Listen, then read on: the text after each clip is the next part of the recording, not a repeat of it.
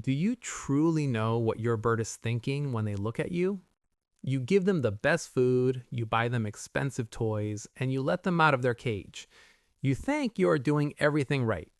But what if I told you that birds do not understand love the way dogs or cats do? Dogs are domesticated companions. Cats are predators. But your bird is a prey animal. And that changes absolutely everything about how their brain works. Because they are hardwired for survival, some of the most normal, innocent things you do every single day, things you think are showing them love, are actually causing them severe psychological stress. Today, we're decoding the secret language of your feathered friend. We're going to look at 7 everyday mistakes bird owners make without even realizing it. I need you to pay close attention to number 1 because you are almost certainly doing it, and it is quietly breaking your bird's mental health. And make sure you stick around for number 7 because once you understand this weird behavior, you'll realize just how much your bird truly loves you. Let's decode the avian mind. Number 1, the forbidden petting zone. Let's start with the biggest mistake of all. When your bird steps onto your hand, what is the first thing you do? You probably stroke their back, pet their wings, or gently run your fingers down their tail. It feels completely natural, right? You pet a dog on the back. You pet a cat on the back. But when you do this to a parrot, you are sending a completely different and dangerous biological signal. In the wild bird world, the head and the neck are for friends and flock members. But the back, the wings, and the tail, those are strictly reserved for mating. When you pet your bird down their back, you are not telling them, "I love you" as a friend. Their biology interprets it as a romantic advance. Their body releases reproductive hormones. They think you are their mate. But here's the heartbreaking part. Because you are a human and not a bird, that biological promise is never fulfilled. This leaves your bird sexually frustrated, confused, and chronically stressed. Over time, this hidden frustration turns into aggressive biting, screaming, and even self-mutilation, like plucking out their own beautiful feathers. The fix: stop petting their back today. If you want to show them true flock love, gently scratch the top of their head, their cheeks, and around their beak. This is called allopreening. It's how birds show affection to their family in the wild. Keep it above the neck and watch their aggression melt away. Number 2, the annoying scream when you leave. You are sitting in the living room with your bird. Everything is peaceful. Then you stand up and walk into the kitchen. The second you are out of sight, your bird lets out a deafening, glass-shattering scream. Most owners get annoyed. You might yell, "Be quiet," or "I'm right here." But your bird isn't trying to annoy you. They are terrified. To understand this, you need to think like a wild parrot. In the jungle, a parrot is never alone. Being alone means one thing: a predator is going to eat you. The flock is their only shield. When you leave the room, to your bird, the flock has just split up. That loud scream is called a contact call. It's a biological roll call. Your bird is essentially shouting, "Where are you? Are you safe? Am I safe?" When you ignore the scream, or worse, yell back in an angry voice, your bird's tiny heart starts racing. Adrenaline floods their body. They think, "My flock leader is yelling, there must be a predator in the kitchen. We are all in danger." The fix? Don't ignore them and don't yell. Instead, establish a flock whistle. When you leave the room and they chirp, just whistle back softly or say a calm word like peekaboo. This tells their anxious brain, the flock is spread out, but we are safe. You will be amazed at how quickly the screaming stops once they feel secure. Number 3, the betrayal bite, displaced aggression. This is a scenario that confuses and breaks the hearts of many bird owners. You are relaxing with your bird on your shoulder. Someone else walks into the room, maybe a friend or your partner.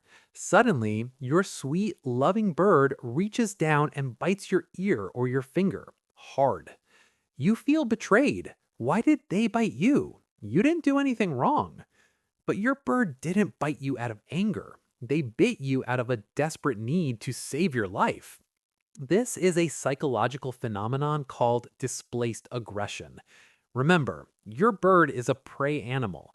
When someone new walks into the room, your bird's wild instincts might perceive that person as a threat. Their brain screams, "Danger! We need to fly away right now." But your bird looks at you and you're just sitting there. You aren't flying away, so your bird bites you. It's their way of saying, "Move, fly, the predator is coming." They bite you to create a shock, hoping it will make you take flight so you both survive. The fix? Do not punish them. Punishing a bird for a survival instinct only destroys trust. Instead, learn to read their body language.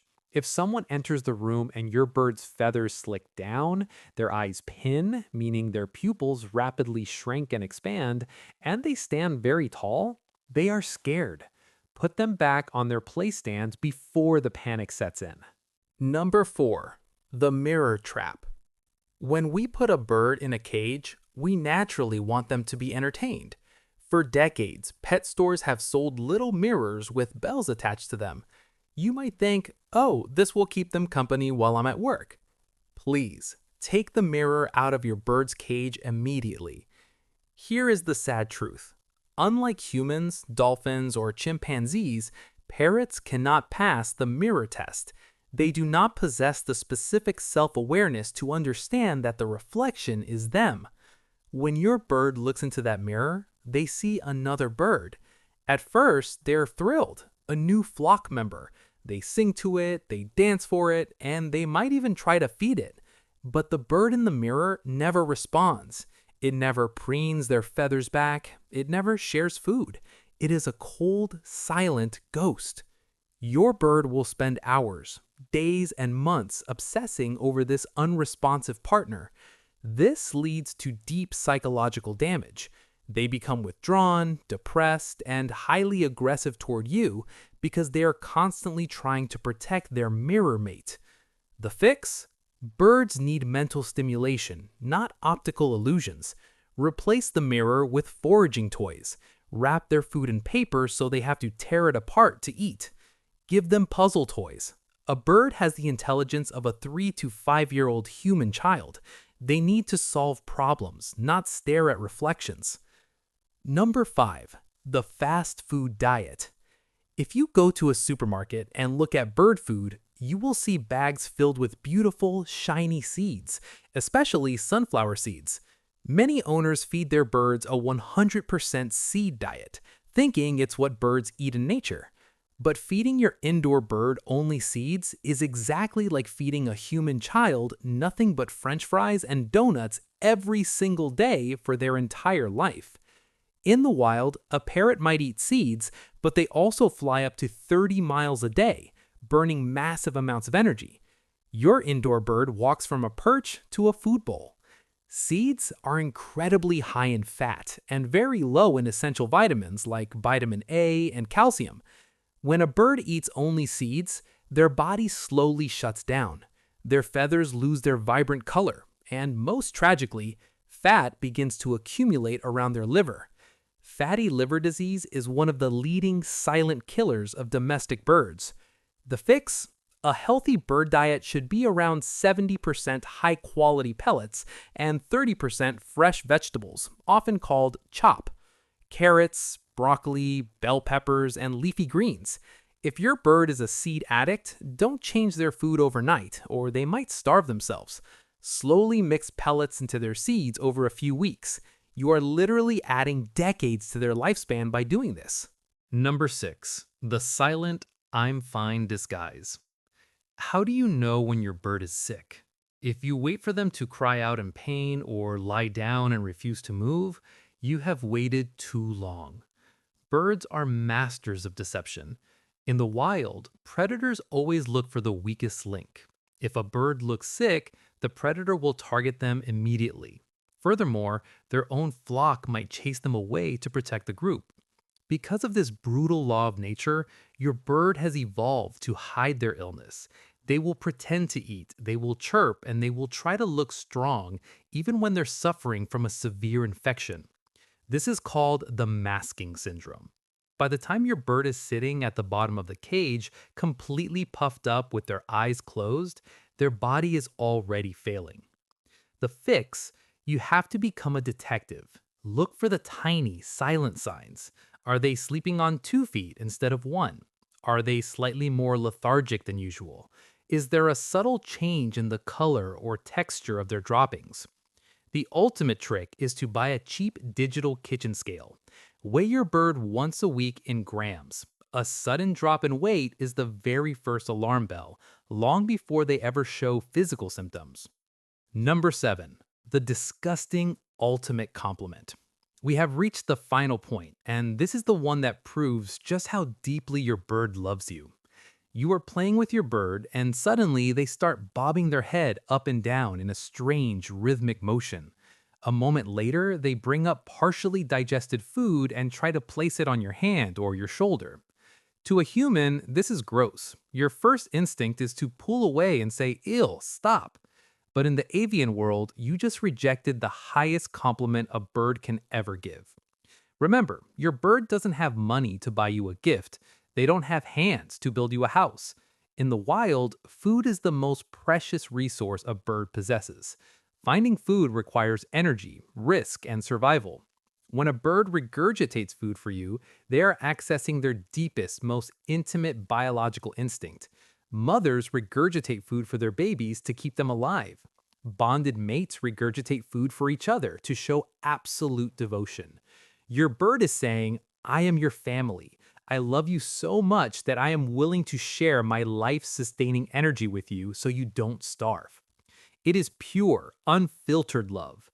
Now, you shouldn't encourage this behavior as it can cause hormonal frustration, but you should never punish them for it either. Just gently distract them with a toy or a head scratch. Having a bird is not like having a pet. It is like having a tiny feathered alien with the emotional depth of a toddler living in your house. They don't want to be ruled. They want to be understood. When you stop petting their back, when you answer their contact calls, and when you feed them like a true flock member, you stop being just an owner. You become their safe space. You become their flock. If this video helped you understand your feathered friend a little better, hit the like button and subscribe to the Parrot Perspective.